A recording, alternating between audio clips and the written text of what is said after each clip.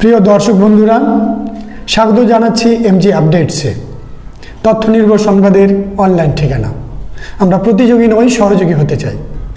আজকে আমাদের মধ্যে উপস্থিত রয়েছেন কুচবিহারের বিশিষ্ট শিক্ষক তথা শিক্ষারত্ন শ্রী প্রবীর মিত্র মহাশয়।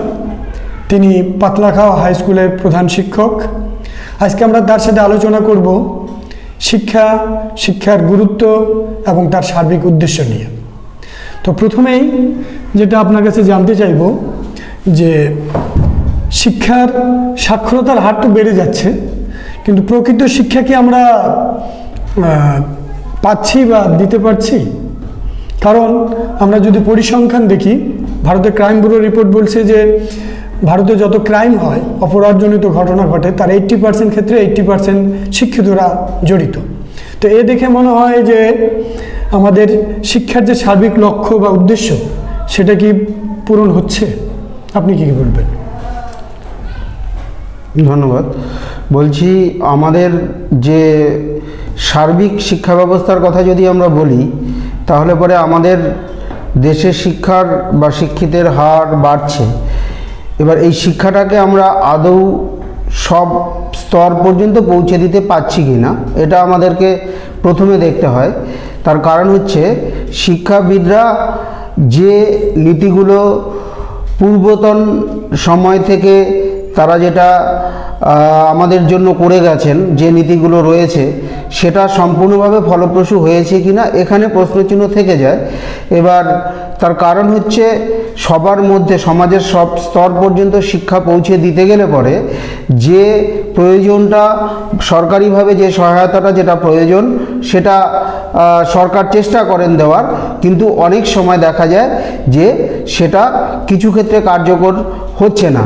এবার এখানে একটা আমি কথা বলি যে আদৌ সেই শিক্ষাক্ষেত্রে যেটা আপনি বলছেন যে সঠিক শিক্ষা তারা পাচ্ছে কিনা, হ্যাঁ, সঠিক শিক্ষার বিষয়টা বলতে গেলে পরে আমরা যারা শিক্ষক সমাজ রয়েছি বা আমাদের এই শিক্ষা দপ্তরের সঙ্গে যারা জড়িত রয়েছে, তারা হয়তো সমস্ত সুব্যবস্থা দেওয়ার চেষ্টা করছেন, কিন্তু কার্যক্ষেত্রে গিয়ে আমরা দেখতে পাচ্ছি একটা শিক্ষার্থী তার প্রকৃত শিক্ষাটা পাচ্ছে না।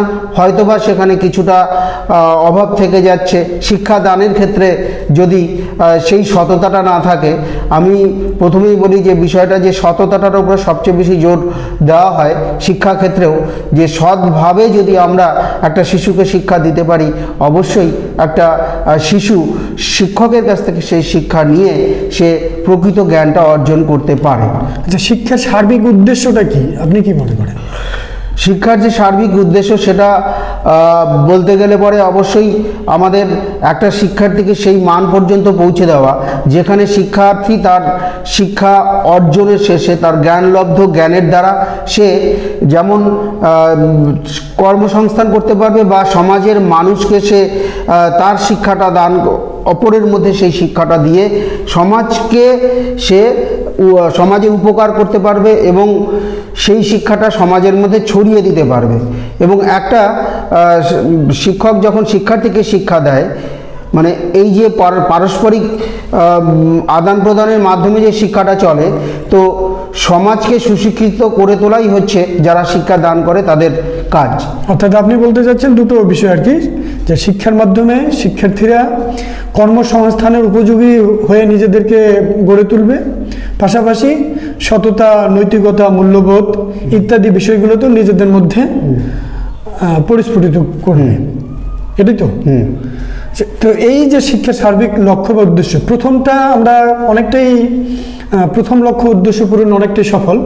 আমাদের যে শিক্ষা ব্যবস্থা বা কারিকুলাম, সেক্ষেত্রে দেখা যাচ্ছে যে আমরা কর্মসংস্থান উপযোগী করে অনেকটাই নিজেদেরকে গড়ে তুলতে পারছি, কিন্তু পাশাপাশি নৈতিকতা, মূল্যবোধ, সততা, এই কথাগুলি শুধু আমাদের বাস্তব জীবনে প্রতিফলন নয়, আমরা বই পুস্তকেও হারিয়ে যেতে বসেছি।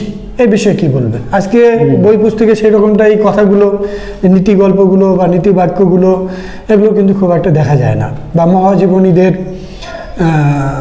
কোনো মহাবাণী বা মহাজীবনী, এগুলো আমরা খুব একটা দেখতে পাচ্ছি না। এই বিষয়ে কি বলবেন? একদম খুব সুন্দর কথা। নৈতিকতা এবং মূল্যবোধ এই শব্দ দুটোকে যদি আমরা অ্যাবসলিউট ওয়ার্ডস বলি, তাহলে কিন্তু তাতে কোনো আমাদের বাহুল্য হবে না বলাটা।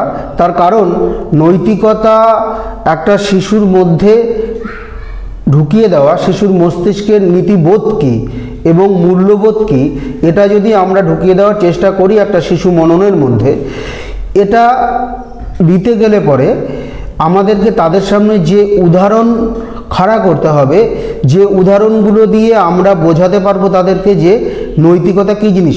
এবার একটা শিশু কখনোই কিন্তু নৈতিকতা একবারে সে বুঝে উঠতে পারবে না, তাকে এক্সাম্পলের মাধ্যমে, গল্পের মাধ্যমে সেই নীতিশিক্ষাটা দেওয়া যায়। তো এই ক্ষেত্রে আমরা যদি বলি, ইংরাজিতে একটা কথা আছে, the best teachers of humanity আর the lifes of great man.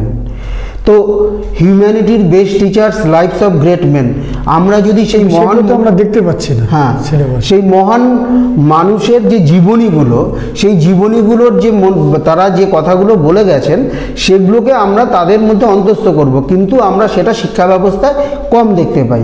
হয়তো দেখা যায় যে কোনো শিক্ষার্থী তার গৃহ পরিবেশে বড় হওয়ার পরে এবং শিক্ষা যখন সে বিদ্যানিকেতনে আসে, তখন কোনো শিক্ষক হয়তো তাকে সেই শিক্ষাটা দেওয়ার চেষ্টা করেন, কিন্তু বাস্তবে কি আমরা কিন্তু ব্যক্তিগত প্রচেষ্টা করতে, হ্যাঁ, ব্যক্তিগত প্রচেষ্টায় সেটা করে থাকেন, কিন্তু সামগ্রিকভাবে কিন্তু এই জিনিসগুলো আমরা দেখতে পাচ্ছি না। যে আমাদের পাঠ্যপুস্তকের মধ্যে সেই বাণীগুলো দেওয়া থাকবে, যেটা একটা নীতিবোধ। আগে আমরা যেমন ঈশপের গল্প পড়েছি এবং আমরা জানি যে সেই সমস্ত যে ফোকটেলস এবং ফেবলসের মধ্যে প্রত্যেকটার মধ্যে একটা নীতি কথা থাকে, এবং এই গল্পের মাধ্যমে সেই নীতি কথাটা আমরা বুঝতে পারি। তো গল্পের মাধ্যমে সেই শিশুকে নীতিবোধ দেওয়া, শিক্ষা দেওয়াটাই আমাদের শিক্ষার মধ্যে থাকা উচিত বলে আমি মনে করি, কিন্তু সেটা সেই পরিমাণে কিন্তু সেভাবে প্রত্যক্ষভাবে দেওয়া নেই। আর বর্তমান প্রেক্ষাপটে আমরা যখন এই নিউক্লিয়ার ফ্যামিলিতে পরিণত হয়ে যাচ্ছি, ফ্ল্যাট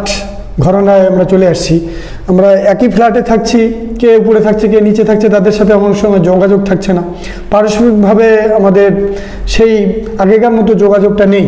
তো এই অবস্থায় আপনি কি মনে করেন না এই সততা, মূল্যবোধ, নৈতিকতার শিক্ষা আরও বেশি প্রয়োজন? অবশ্যই। এবার এই যে মূল্যবোধ কথাটা, এই মূল্যবোধটা সত্যি সত্যি আমাদের বর্তমান সমাজে, আমরা যদি ভারতবর্ষের প্রেক্ষাপট চিন্তা করি বা আমার বাংলার প্রেক্ষাপট চিন্তা করি, এই ক্ষেত্রের মধ্যে যদি সীমাবদ্ধ থাকি, মানে সেখানে আমরা দেখতে পাবো যে আমাদের পরিবারের মধ্যে পরিবারতন্ত্র, যেটা আমাদের প্রথমে আমাদের যে জয়েন্ট ফ্যামিলি যেটাকে বলা হয়, অর্থাৎ যৌথ পরিবারের মধ্যে শিশু বড় হয়ে উঠত এবং সেখানে যারা শিক্ষিত পরিবারের যারা রয়েছে তাদেরকে সেই শিক্ষাগুলো, গল্পের ছলে শিক্ষাগুলো দিত, এবং তখন থেকে কিন্তু তারা সেই মূল্যবোধ কি জিনিস বা নৈতিকভাবে জীবনটাকে গঠন করা, এটা তারা কিন্তু সেই শিক্ষাটা পেত গল্পের, পরস্পরের মানে সবার সাথে মিলেমিশে থাকতো, সবকিছু ভাগ বটরা একদম। এই যে একাত্মবোধ, যে ভালোবাসা সবাইকে, এই একাত্মবোধটা কিন্তু পরিবার থেকেই গড়ে উঠেছে। কিন্তু এখন যখন এই আমাদের যান্ত্রিক যুগে বা বিজ্ঞানের উন্নতি হয়েছে, এটা আমরা অস্বীকার করতে পারবো না, প্রযুক্তির যুগে এগিয়ে যাচ্ছে, কিন্তু আমাদের পরিবারের মানুষগুলো কি হচ্ছে, ধীরে ধীরে তাদের সেলফ সেন্টার্ড হয়ে যাচ্ছে। এবং একটা জায়গায় যখনই একটা শিশু সেলফ সেন্টার্ড হয়ে যাবে বা সে বহু মানুষের মধ্যে থাকবে না, তখন কিন্তু সে বহু শিক্ষা, যে নৈতিকতার শিক্ষা বা মূল্যবোধ যেটাই বলুন, সেটা কিন্তু সে জানতে পারবে না। একটা জায়গায় সীমাবদ্ধ হয়ে সে কিন্তু তার গৃহ পরিবেশের মধ্যে, বাবা মা আজকাল ব্যস্ত থাকছে কর্পোরেট যুগে, তারা কেউ বিজনেসম্যান, কেউ বা ইঞ্জিনিয়ার, প্রত্যেকেই কর্মস্থলে চলে যাচ্ছে, বাবা মা দুইজনেই চলে যাচ্ছে। সেই সময়টুকু হচ্ছে না যে তাদেরকে ওই নৈতিক বোধ বা মূল্যবোধের শিক্ষাটা দেব। এবার একটা জিনিস কিন্তু আরেকটা ভাবতে হবে, যে একটা ইঞ্জিনিয়ার যখন কর্মস্থলে যাচ্ছে, হ্যাঁ, একটা ডাক্তার যখন কর্মস্থলে যাচ্ছে, সে তার সেবাটা দেশকে দিতে যাচ্ছে। এবার সেই জায়গাটাতে গিয়ে আমরা দেখতে পাচ্ছি একটা ইঞ্জিনিয়ার যেন সত্যি সত্যি সে যান্ত্রিক হয়ে যাচ্ছে, মনোভাবটা তার সারাদিন এই কাজ করতে করতে। আবার ডাক্তার সারাদিন রোগীর পেছনে থাকতে থাকতে এত মানুষের সঙ্গে সে সংস্পর্শে আসছে যে সেই জায়গাটায় একটা প্রকৃত ডাক্তার যে রোগীকে যে তার সৎ পরামর্শের দ্বারা, ওষুধের থেকেও তাকে ভালো করে তোলার জন্য যে পরামর্শগুলো দেবে সেটাও তারা ভুলে যাচ্ছে। তাহলে কি হচ্ছে, এইভাবে কিন্তু সমাজের মধ্যে মানুষের মধ্যে আমরা দেখতে পাই যে একটা, তার মানে কি এটাই বলা যায় না যে বর্তমানে আমরা পার্থিব উন্নতি বা বস্তুগত উন্নতির প্রতি যতটা গুরুত্ব দিচ্ছি, আধ্যাত্মিক উন্নতি বা মানসিক উন্নতি বা নৈতিক উন্নতির দিকে ততটা আমরা গুরুত্ব দিচ্ছি না? না, একদমই সত্যি তাই। যে আজকে যদি সেটাই গুরুত্বই যদি আমরা দিতাম, আজকে দেখেন আমরা পরিবেশটাকে গুরুত্ব দিচ্ছি যে পরিবেশ বিভিন্নভাবে দূষিত হচ্ছে, সেজন্য পরিবেশ বলে আমাদের পরিবেশ বা পরিবেশ ভাবনা বলে একটা অধ্যায় বিজ্ঞানের মধ্যে অন্তর্ভুক্ত করা হয়েছে। সেদিক দিয়ে দেখেন নৈতিকতা বা এই যে কথাগুলো আমরা যেগুলো আলোচনা করলাম, এগুলো গুরুত্ব নেই জন্য আগে ছিল, এখন গুরুত্ব কমে গেছে জন্য সিলেবাস থেকে বাদ চলে গেছে। তার মানে একটা আরেকটা কিন্তু বিপরীত হয়ে গেল। একটা গুরুত্ব বেশি পাচ্ছে জন্য ওটা সিলেবাসে ছিল না, আমরা সিলেবাসে অন্তর্ভুক্ত করলাম, আর এটা সিলেবাস থেকে বের করে দেওয়া হলো। তা আপনি কি বলবেন এই বিষয়ে? সিলেবাস থেকে যারা সিলেবাস কমিটিতে সিলেবাস ঠিক করেন, আমি তাদেরকে হয়তো খাটো করতে পারবো না, তার কারণ ওখানে যারা থাকেন প্রত্যেকেই জ্ঞানী মানুষরা ওখানে তৈরি করছেন। কিন্তু সময়ের প্রেক্ষিতে জানি না কেন এই জিনিসগুলো হয় যে যেটা সিলেবাসের মধ্যে সেইভাবে গুরুত্ব পাওয়া উচিত সেটা গুরুত্ব পায় না। তো এইবার আমরা যখন মানে একটা বিষয় পড়ছি, সেই বিষয়টির মধ্যে আমরা সেই বিষয়টি অনুধাবন করার চেষ্টা করছি, কি বিষয়ে লেখা হয়েছে বিষয়টা সাবজেক্টটা পড়ে আমরা জানতে পারছি। কিন্তু প্রশ্নটা হলো ওই যে নৈতিক শিক্ষা বা মূল্যবোধের শিক্ষা, তার সঙ্গে চ্যাপ্টারের সঙ্গে জড়িত থাকছে না, থাকছে পরিবেশ হিসেবে। এবার পরিবেশ যখনই বলা হচ্ছে সেটা কিন্তু একটা সার্বিক বিষয়, পরিবেশটা কিন্তু সার্বিক বিষয়। তো সেই ক্ষেত্রে আমার মনে হয় যে ওই সেখানে কিছুটা আলোচনার প্রাসঙ্গিকতা আসতে পারে, প্রসঙ্গক্রমে আলোচনা করা যেতে পারে, কিন্তু যেটা সার্বিক বিষয়, নৈতিকতা একটা তো ভাস্ট একটা বিষয়, সমস্ত বিষয় কিন্তু সেখানে আলোচনার অবকাশ। সেটাই বলছি, আমাদের সিলেবাসে যদি প্রিয়াম্বেল থাকে, সংবিধানের যে প্রস্তাবনা, সেটা আমাদের বইয়ের পাঠ্যপুস্তকে প্রথমেই থাকে, এটা আমাদের শিক্ষানীতির অনুসারেই এটা যে বইয়ের মধ্যে দেওয়া থাকছে। তাহলে ওটা যদি থাকে তাহলে আমরা নিশ্চয়ই শিশুকে সঠিক মূল্যবোধের শিক্ষা দেওয়ার জন্য আমরা কিন্তু এটা সিলেবাসে অন্তর্ভুক্ত করতে পারি অবশ্যই, একদম ঠিক না? হ্যাঁ, মূল্যবোধের শিক্ষা এবং নৈতিকতার শিক্ষা শুধুমাত্র ফিলোসফিতেই পড়ানো হবে বা অন্য কোনো বিষয়ের ক্ষেত্রে পড়ানো হবে সেটা কিন্তু নয়। সেই শিক্ষাটাকে বা সাইকোলজিতে পড়ানো হবে, মনস্তত্ত্ববিদ্যায় পড়ানো হবে। আমরা সার্বিকভাবে বিষয়ের সঙ্গে অবশ্যই সেটা জুড়ে দিতে পারলে পরে ভবিষ্যৎ শিশুরা কিভাবে জুড়ে যাবে বলে মনে করেন আপনি? মরাল ভ্যালু বা নিচু ক্লাসের ইংলিশ মিডিয়ামে অনেক বই এরকম আছে, মরাল ভ্যালু বলে একটা বুক আছে। তো এই ক্ষেত্রে আপনি সেকেন্ডারি এডুকেশনের ক্ষেত্রে কিভাবে করা যেতে পারে? রাইট। তো আমাদের যে শিক্ষা যে কারিকুলামগুলো রয়েছে, আমি আমাদের WBBSE বা আমাদের সরকারি শিক্ষা পাঠ্যক্রম যেটা রয়েছে, আমরা যারা মাদার টাং বাংলা, যাদের আমাদের first language, second language English, তাদের ক্ষেত্রে সাহিত্যের সাথে যুক্ত করে দেওয়া, আমরা এখনও সেই জায়গায় সেই জিনিসটা যুক্ত করা দেখতে পাইনি। তাই আমরা যদি ভাবি যে একটা সাবজেক্টই তো আমরা রাখতে পারি এই বিষয়ে, যে যখন সেকেন্ডারি লেভেল পর্যন্ত সে পড়াশোনা করছে সেইখানটাতে সেই মূল্যবোধ বা নৈতিকতার ওপরেই যে সমস্ত বিজ্ঞানসম্মত আলোচনা থাকবে, যেখানটাতে অর্থাৎ গল্পের মাধ্যমেই আমি শিক্ষার্থীকে শিক্ষা দেবো, সেখানে বিজ্ঞান থাকবে, যুক্তি থাকবে, নৈতিকতা থাকবে, অবশ্যই সেটা জুড়ে দেওয়া যেতেই পারে। সোশ্যাল সায়েন্স যেটা বলে অনেকটা ওই টাইপের। সেই জন্য সেই অথবা যে আমরা ফার্স্ট ল্যাঙ্গুয়েজ বা সেকেন্ড ল্যাঙ্গুয়েজ যেটা, সেখানেও তো অন্তর্ভুক্ত করা যেতে পারে। অন্তর্ভুক্ত করা গল্পের মাধ্যমে এটা ভাবা উচিত আমাদের যারা কারিকুলামের তৈরি করেন এবং শিক্ষা নীতি যারা রয়েছেন তারা অবশ্যই এটা ভাবা উচিত। বর্তমান যে প্রজন্মটা, সেই প্রজন্মের কথা ভেবে সত্যি আমাদের খুব কষ্ট হয় এই মূল্যবোধের কথা ভাবলে।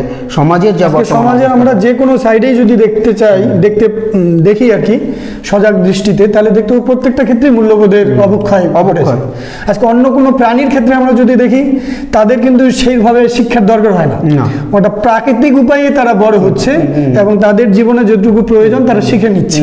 কিন্তু মানুষ যেহেতু সব থেকে জ্ঞানী পৃথিবীর মধ্যে, তাকে অনেক কিছু শিখে নিতে হয়।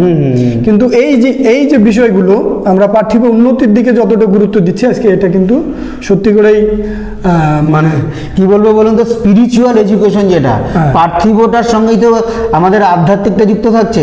এবার ওই নৈতিকবোধ মূল্যবোধ কিন্তু এগুলো আধ্যাত্মিক জগৎটাই চলে আসছে।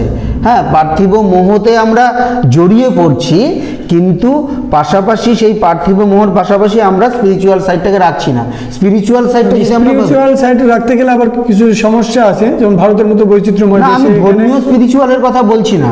স্পিরিচুয়ালের তো একটা ব্রড সেন্সে ব্যবহার করা হয়। মানে আমি একটা পুরস্কারের অর্থমূল্য মনে করুন আমি পেলাম, তাহলে সেই অর্থমূল্যটাকে কিন্তু আমি ধরবো হচ্ছে ওটার হচ্ছে পার্থিব দিক। আবার সেখানে আমি যে পুরস্কারের জন্য আমাকে যে পদকটা দেওয়া হলো সেটা কিন্তু স্পিরিচুয়াল সাইড। অর্থাৎ আমি কখনোই সেই মানে সামান্য বই এবং কোনো কিছু পুরস্কার হিসেবে কেউ যখন পায়, তাহলে সেটার আর্থিক মূল্যটা তো আমি বিচার করব না। কিন্তু আমি ওই স্পিরিচুয়াল সাইডের কথা বলছি, যে আর্থিক মোহটা হচ্ছে আর্থিক অর্থ যেখানে রয়েছে সেখানে আমি আর্থিক বলবো, কিন্তু বাকি ক্ষেত্রগুলোকে আমি যে সৎ চিন্তা সৎভাবে আমি যে পুরস্কারগুলো লাভ করতে পারি সেটা হলো সুনাম অর্জন। তাহলে নৈতিকভাবে সৎভাবে চললে পরে সেই সুনামটা কিন্তু একটা শিশু ভবিষ্যতে। আচ্ছা, এই প্রসঙ্গেই বলি যে বর্তমান সরকার তো সিলেবাসে গীতাকে অন্তর্ভুক্ত করার চিন্তা ভাবনা করছে, এই বিষয়ে আপনি কি বলবেন?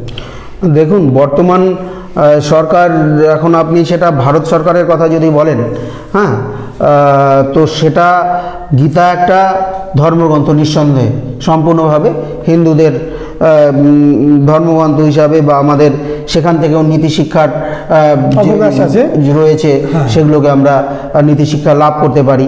এবং তার মধ্যে যে ব্যাখ্যাগুলো রয়েছে সেই ব্যাখ্যাগুলো যদি সংস্কৃত ভাষা থেকে যদি আমি চিন্তা করি, এটা আমাদের মূল যে আদি ভাষা, সেই সংস্কৃত ভাষায় যে ভগবদ্গীতা লেখা হয়েছে তার নৈতিক দিকগুলো মোটেও কিন্তু খারাপ নয়।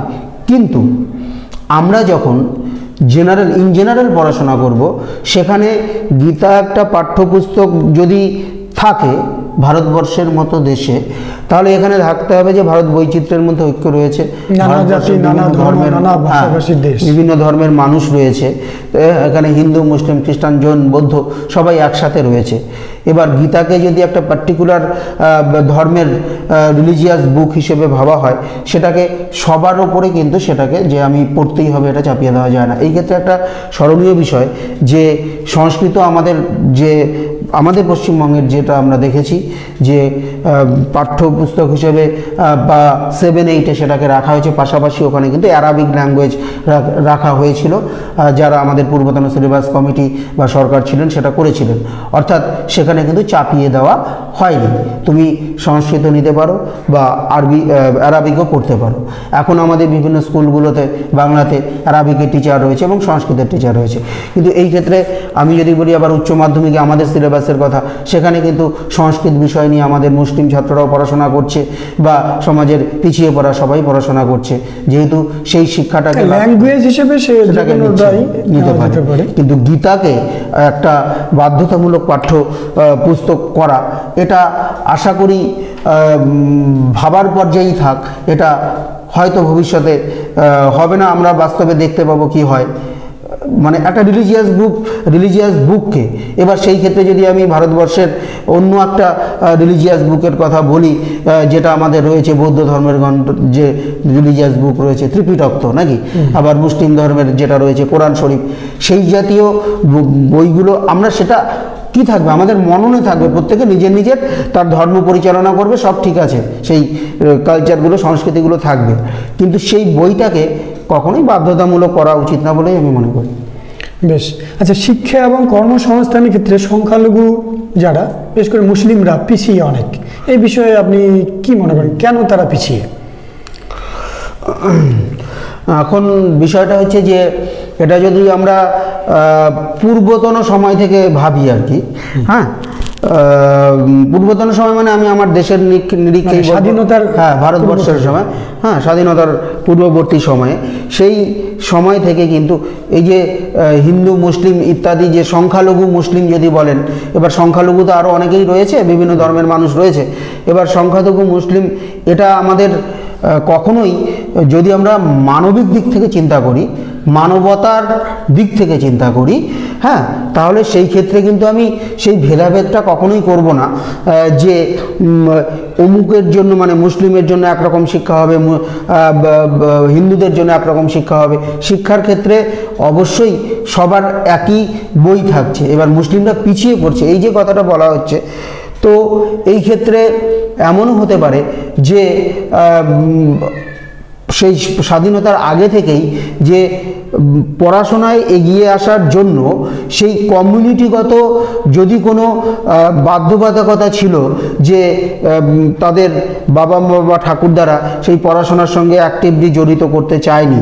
এবার হিন্দু ধর্মেও সেটা ছিল, আমরা জানি নারী শিক্ষার ক্ষেত্রে কতটা সেটা মানে কৌলীন্য প্রথা বজায় রাখতে গিয়ে মেয়েদের শিক্ষাটাকে অনেক দূরে সরিয়ে রেখে তাদেরকে পিছিয়ে রাখতো।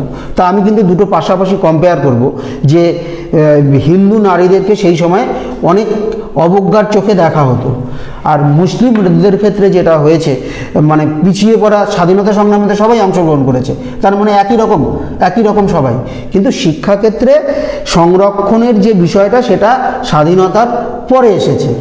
তো আগেকার সময় স্বাধীনতার আগে মুসলিম শিক্ষাবিদও ছিল, হিন্দু শিক্ষাবিদও ছিল, নাহলে আমরা মৌলানা আবুল কালাম আজাদের মতো সেই শিক্ষামন্ত্রী, তাই তো নাকি, শিক্ষামন্ত্রী পেতাম না। তাহলে তার সেই জ্ঞানটা ছিল শিক্ষাক্ষেত্রে, তার যে পারদর্শিতা ছিল সেই নিরিখেই তো তাকে শিক্ষামন্ত্রী করা হয়েছিল, আমরা তাকে শ্রদ্ধা করি অবশ্যই।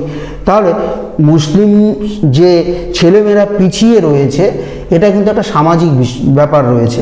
এবার কিছু শ্রেণীর মানসিক ব্যাপার, আপনার দৃষ্টিতে এর কারণগুলো কি মনে হয় সেটাই জানতে চাই। এবার কিছু মানুষ আছে যারা পরিবারের থেকেই প্রথম থেকেই তাদেরকে মাদ্রাসার মধ্যে হয়তোবা পাঠিয়ে দিচ্ছে, আবার কেউ জেনারেল এডুকেশনের মধ্যে দিয়ে দিচ্ছে। এবার মাদ্রাসায় যাদেরকে দেওয়া হচ্ছে, বিশেষ করে খারিজি মাদ্রাসা, সেটা পার্সেন্টেজ হিসাব করলে খুবই কম, এবং এখন সেগুলোর মানে আরও কমে গেছে। বেশিরভাগই সাধারণ শিক্ষায় মানে সাধারণ যে শিক্ষা প্রতিষ্ঠানগুলো সেখানেই পাঠানো হচ্ছে।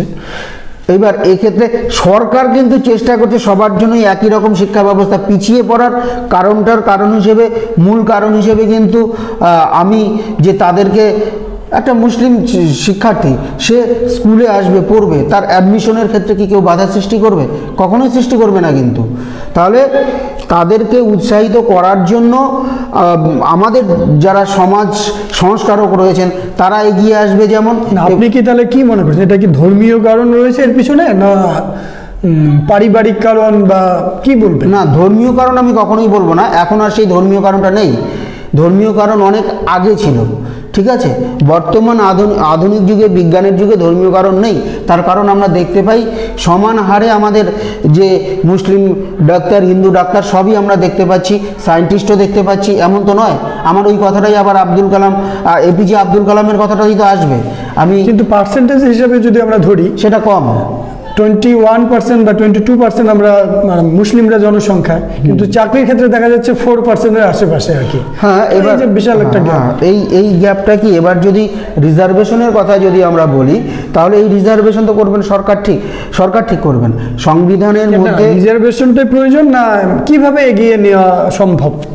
আমি রিজার্ভেশনের দিকে যদি যাই তাহলে পরে আমার তো মনে হয় মানুষ হিসেবে যে এখন আর পিছিয়ে পড়া মুসলিমদেরকে বলা যাবে না যে ওরা পিছিয়ে পড়া সম্প্রদায়। ওরা সবার সঙ্গেই একসঙ্গে টক্কর দিয়ে লড়তে পারে। তাহলে পিছিয়ে পড়া সম্প্রদায় বিষয়টা এখন স্বাধীনতার পরে এত বছর কেটে গেছে, 1947 সাল পর আজ 2021 সাল, এই যে দীর্ঘ মানে সময়টা, এই সময়টার মধ্যে মুসলিমরা পিছিয়ে পড়েছে বা আদিবাসী সম্প্রদায়রা পিছিয়ে পড়েছে, এটা বলা যায় না। কিন্তু আমাদের খুব লজ্জা হয় তাতে। সেই জন্য এই প্রসঙ্গে এই যে এসসি, এসটি, ওবিসি এই যে সংরক্ষণ, এটার প্রয়োজনীয়তা আপনি বর্তমান সময়ে স্বাধীনতার এতদিন পরে এর প্রয়োজনীয়তা কতখানি আছে বলে মনে হয়? পারবে। দেখুন, সংরক্ষণের প্রয়োজনীয়তা এক কথায় যদি আমি বলি তাহলে কোনো কিছু নেই, আমি নাই বলবো। ব্যক্তিগতভাবে এটা আমার মতামত, অর্থাৎ সবাই এক হয়ে যাবে এবং প্রত্যেকের মধ্যে মেরিট আছে, সেই মেরিটটাকে বের করে নিয়ে আসবে আমাদের শিক্ষার কারিকুলাম এবং যারা শিক্ষাবিদ রয়েছেন।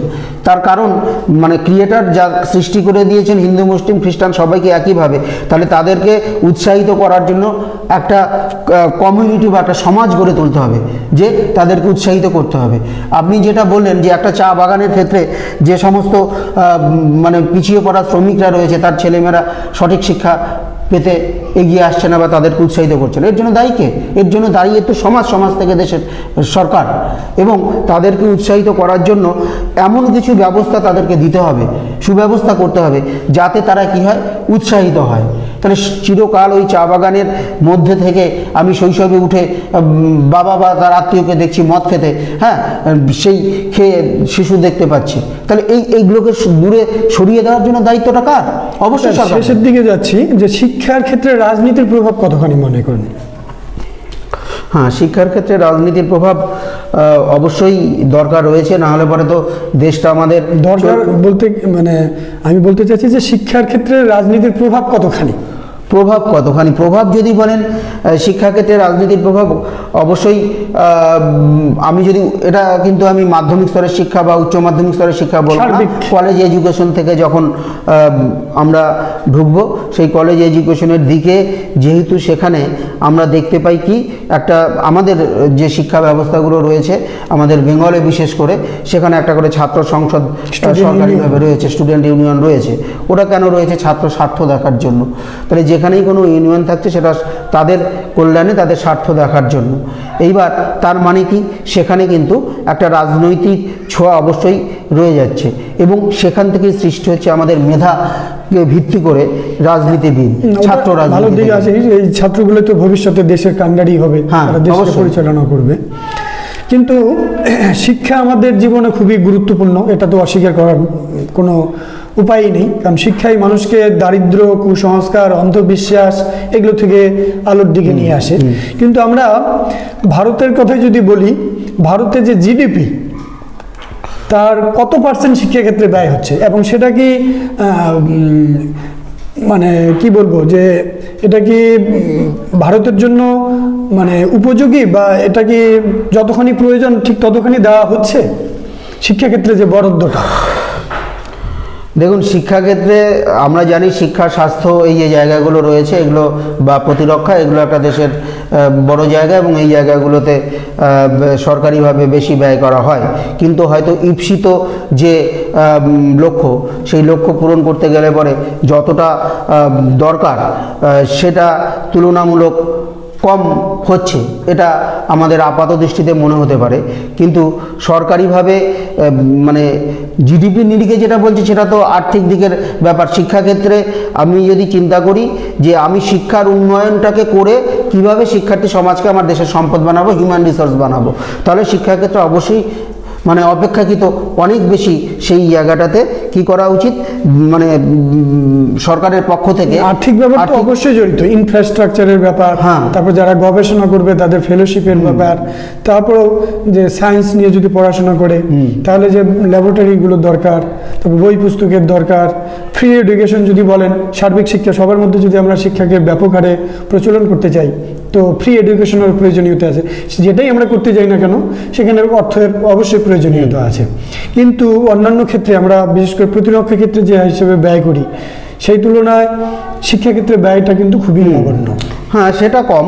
এবার বিষয়টা হলো এই ক্ষেত্রে কি বলবো, যে আমার দেশের সুরক্ষার জন্য প্রতিরক্ষা ক্ষেত্রে যে ব্যয়টা করছি এটা প্রয়োজনেই করা হচ্ছে, এটা সমস্ত সরকারই করে থাকে।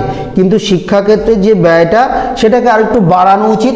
বাড়ালে পরে আমরা শিক্ষার্থীদের যে ফ্রি এডুকেশনের কথা বলি, এখানে কিন্তু একটা কথা চলে আসে যে ফ্রি এডুকেশন তাদেরকে দিয়ে যদি আরও উচ্চশিক্ষায় তাদেরকে বিভিন্ন স্কলারশিপ দিয়ে বিভিন্ন রকম শিক্ষাখাতে তাদেরকে সেই সুবন্দোবস্তটা করে দিতে পারি, তাহলে কিন্তু মানব সম্পদ অবশ্যই তৈরি হয়। এটাকে কিন্তু অস্বীকার করার উপায় নেই। তার কারণটা হচ্ছে যে তারাই আবার ভবিষ্যতে মানব সম্পদ হবে এবং দেশের বিজ্ঞানের ক্ষেত্রে ধীরে ধীরে তো সমস্ত কিছু প্রাইভেটাইজেশন হচ্ছে। ইভেন ডাক্তার, ইঞ্জিনিয়ার, যারা যে সমস্ত সেবামূলক প্রতিষ্ঠান, সেগুলো বেশি করে প্রাইভেটাইজেশন হচ্ছে। একজন ডাক্তার, সে ডাক্তারি কোর্স যদি কমপ্লিট করতে চায়, প্রায় 30-40 লক্ষ টাকা সেখানে ব্যয় হচ্ছে। তারা যখন পাশ করে বেরিয়ে আসবে, তারা তো টাকা উপার্জনের একটা করে মেশিন তৈরি হয়ে যাবে। কিন্তু সরকার থেকে সেই ধরনের তো কোনো ব্যবস্থা না হচ্ছে না এগুলোর, এই বিষয়গুলো যাতে ইয়ে হয়, এই যে প্রাইভেটাইজেশনটা অন্তত শিক্ষার ক্ষেত্রে যাতে না হয়, এ ব্যাপারে কি বলবেন? এখন গার্জিয়ানদের মধ্যেও সমাজে এটা একটা প্রচলিত ধারণা হয়ে গেছে, আমরা যদি প্রাইভেট স্কুলগুলোতে আমাদের ছেলে মেয়েদেরকে যদি পড়াই, তাহলে তারা সেখানে ভালো পড়তে পারবে। আচ্ছা, সরকারি স্কুলগুলোর প্রাসঙ্গিকতা ধীরে ধীরে হারিয়ে যাচ্ছে, বিশেষ করে প্রাইমারি এডুকেশনের ক্ষেত্রে এটা আরও ব্যাপক হারে।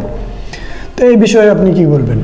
দেখুন, প্রাইভেটাইজেশনের দিকটা যেটা বললেন সেটা যেমন, ওটা বলছি আমি একটা দিক, আবার প্রাইভেট স্কুলে যে বাবা মারা ভর্তি করছে সরকারি স্কুলের পরিবর্তে, এটা আরেকটা দিক। তো আমি প্রাইভেট স্কুলের কথাটা বলে তারপরে প্রাইভেটাইজেশনের দিকে যাচ্ছি। প্রাইভেট স্কুলে যখন আমরা একটা শিক্ষার্থীকে ভর্তি করছি, আমরা ভাবছি যে সেখানটাতে অপেক্ষাকৃত ভালো শিক্ষা হয় সরকারি প্রতিষ্ঠানের থেকে।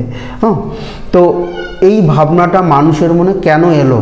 এই ভাবনাটা কেন এলো? এই ভাবনাটা আমরা সরকারিভাবে, যেখানে এত হাজার হাজার স্কুল রয়েছে, সারা ভারতবর্ষের কথাই যদি চিন্তা করেন, সেখানে প্রাইমারি স্কুল রয়েছে এবং তারপরে আমাদের যে মাধ্যমিক এবং হায়ার সেকেন্ডারি লেভেলের স্কুলগুলো রয়েছে, তো সেইখানের থেকে বেসরকারির দিকে ঝুঁকছে।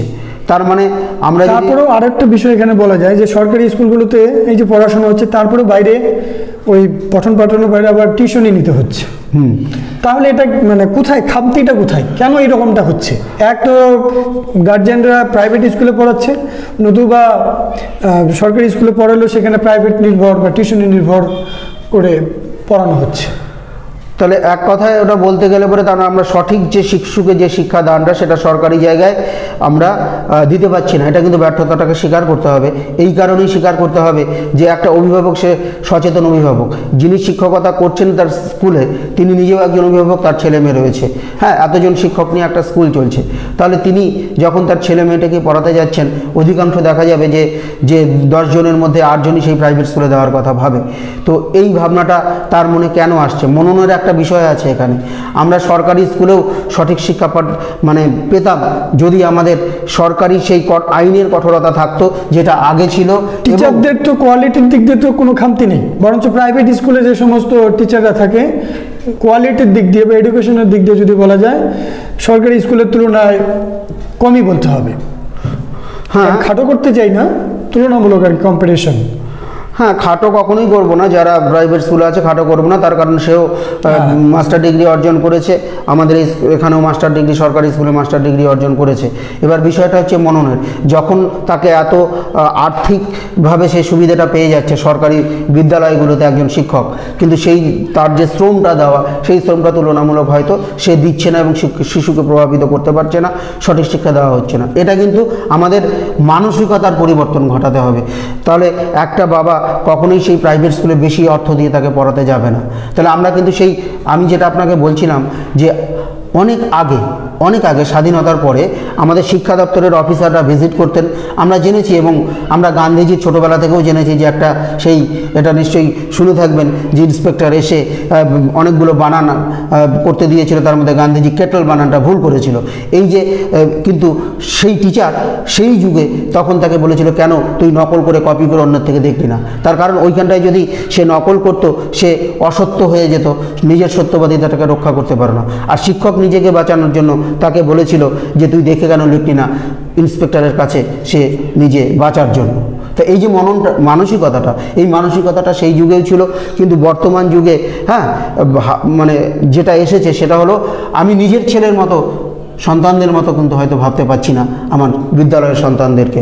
তাই এই প্রাইভেট স্কুলগুলোতে যেটা হচ্ছে, এটা প্রাইভেট স্কুলগুলো কিন্তু প্রাইভেটাইজেশন বলা যাবে না, তার কারণ ওটা সরকারও আবার স্বীকৃতি দিচ্ছে, কারিকুলামের স্বীকৃতি দিচ্ছে। হ্যাঁ, সিবিএসই বলুন বা আইসিএসই বলুন বা আমাদের বাংলা বোর্ডের মাধ্যমে যে সমস্ত প্রাইভেট স্কুলগুলো চলে, সরকার কিন্তু সেখানে পরিকাঠামো দেখেই তাদেরকে স্বীকৃতি কিন্তু দিচ্ছে। ধীরে ধীরে এটা তো প্রাইভেটাইজেশন একটা মানে দিক বলবো, কেননা যদি সবাই প্রাইভেট স্কুলগুলোতে নিজেদের ছেলে মেয়েদের দেয়, তার সরকারি স্কুলগুলোতে সেই তুলনায় ছাত্রছাত্রী থাকবে না, একটা সময় ওই স্কুলগুলো বন্ধ হয়ে যাবে, কমে যাবে। তাহলে পক্ষান্তরে কি প্রাইভেটাইজেশনটাকেই প্রাধান্য দেওয়া হচ্ছে বলা যায়। হ্যাঁ, এবার প্রাইভেটাইজেশনের যে বিষয়টা সেটা মানে আমি যদি এটাকে খুব ব্রড এক্সপ্যান্ডে বিচার করি, তাহলে আমাদের যে বিভিন্ন এমপ্লয়মেন্টের জায়গাগুলো রয়েছে, সরকারি সংস্থা যেগুলো রয়েছে, সেটার প্রাইভেটাইজেশনের যে বিষয়টা, সেটা কিন্তু আমরা যদি আলোচনা করি তাহলে দেখতে পাবো যে আমরা বর্তমান সময়ে শুনতে পাচ্ছি যে বিভিন্ন সংস্থা প্রাইভেটাইজেশনের দিকে এগোচ্ছে এবং বিভিন্ন ধর্মঘট হচ্ছে। আমরা অন্যান্য কথা বলছি না, শিক্ষার ক্ষেত্রে ব্যাপারটা এখানে আলোচনা করতে চাচ্ছি। শিক্ষার ক্ষেত্রে যদি আমি বলতে চাই, তাহলে শিক্ষার বিষয়টাতে এখনো প্রাইভেটাইজেশনের বলতে আমাদের স্কুলগুলো এখনো সরকারি রয়ে গেছে। সিবিএসই, আইসিএসই যে সমস্ত স্কুলগুলো, মেডিকেল ইঞ্জিনিয়ারিং ওগুলো তো হচ্ছেই। তা যাই হোক, আমাদের এই যে আজকে শিক্ষা সম্পর্কিত যে আলোচনাটা হলো, এটা সাম আপ আপনি কি করতে চান এবং ছাত্রছাত্রী তথা গার্জিয়ান বা সমাজের বিশিষ্ট যারা লোক আছে তাদের প্রতি কি বার্তা দিতে চান? হ্যাঁ, তাদের প্রতি আমার সমাজের যে মানুষগুলো রয়েছে, যারা আমাদের এখানে দর্শক বন্ধুরা রয়েছে, তাদেরকে অবশ্যই বলবো আমাদের যে মননের পরিবর্তন, সেই মননের পরিবর্তনটা একটু অবশ্যই পরিশীলিত করতে হবে। তার কারণ আমরা যদি ভাবি যে শিশুদেরকে সৎ শিক্ষা দেব এবং নৈতিকতার শিক্ষা দিয়ে শিশুটাকে বড় করে তুলব এবং একাত্মতা বা একতাবোধের শিক্ষা দিয়ে শিশুটিকে বড় করে তুলব, অবশ্যই সে কিন্তু তার পারিবারিক সমাজ থেকে বেড়ে ওঠে যখন শিক্ষা প্রতিষ্ঠানে আসবে, সেখানে অবশ্যই শিক্ষকদের চেষ্টা করতে হবে যে কোনো প্রাইমারি এডুকেশন থেকে হায়ার এডুকেশন পর্যন্ত প্রত্যেকেই তাদেরকে একটা নৈতিক শিক্ষা এবং নৈতিক লেসেন আলাদা কারিকুলামে থাকুক আর না থাকুক তাদেরকে দিতে হবে। এবং তারপরে আমরা কখনোই চিন্তা করব না যে আমার শিশুটাকে শিক্ষাক্ষেত্রে তাকে আমি প্রাইভেট জগতে ফেলে দেবো। অর্থাৎ সরকারিভাবে সরকার যে সহযোগিতাটা করছে সেটাকে নিয়ে আমরা সেটাকে আরও উৎকর্ষ সাধনের চেষ্টা করব এবং নিজেদের মানসিকতা, শিক্ষক মহাশয়দের প্রতি কি বলবেন? এবং শিক্ষক মহাশয় আমাদের যারা আছেন তারা আমাদের সবাই সমাজের বড় বন্ধু, জাতির মেরুদণ্ড। তারা নিশ্চয়ই অবশ্যই চেষ্টা করবেন যে তারা যে শিক্ষাটা লাভ করে এসছেন শৈশবে বাবা মায়ের থেকে এবং মনীষীদের বাণী পড়ে, সেই শিক্ষাটা অবশ্যই তিনি তার ছাত্রদেরকে তার মধ্যে অন্তস্থ করে দেবেন এবং সেই ছাত্রটি যেন ভবিষ্যতে তার শিক্ষা পেয়ে জাতির মেরুদণ্ড হয়ে ওঠে এবং মানব সম্পদ হয়ে ওঠে। সে বিজ্ঞান বা সাংস্কৃতিক জগতে বা সাহিত্যের জগতে যেখানেই যাক না কেন, সুশিক্ষা পেয়ে যেন সে বড় হয়ে ওঠে। তাই আপনারা সকলেই সেই দায়িত্বটা নিজ জায়গা থেকে, নিজের বিবেকের জায়গায় ঠিক থেকে সেটাকে পালন করে যান, এটাই আমাদের কামনা। যাই হোক, আমরা আলোচনা এখানে শেষ করছি। আমাদের শিক্ষা ক্ষেত্রে অনেক হয়তোবা খামতি রয়েছে, ইনফ্রাস্ট্রাকচারাল হয়তো কিছু কমতি রয়েছে, সিলেবাসেও কিছুটা খামতি থাকতে পারে। সমস্ত কিছু মিলে যে অবস্থাতেই থাক না কেন, আমাদের এই অবস্থাতেও হতাশ হলে চলবে না। আমরা যেখানে যে অবস্থাতেই থাকি না কেন, এই অবস্থা থেকে আমাদেরকে উত্তীর্ণের পথ খুঁজতে হবে। আমাদের নিজের লেভেল থেকে সর্বোচ্চ প্রচেষ্টা চালিয়ে যেতে হবে, কেননা শিক্ষার দিক দিয়ে যদি আমরা এগোতে না পারি, আমরা কোনো ক্ষেত্রেই এগোতে পারবো না। এই আশা ব্যক্ত করে আজকের আলোচনা আমরা এখানে শেষ করছি। ধন্যবাদ সবাইকে। আপনারা সুস্থ থাকবেন, সঙ্গে থাকবেন এবং এমজি আপডেটসের পর্দায় চোখ রাখবেন। कोई नहीं कर सकता है, इसीलिए लोग मजबूर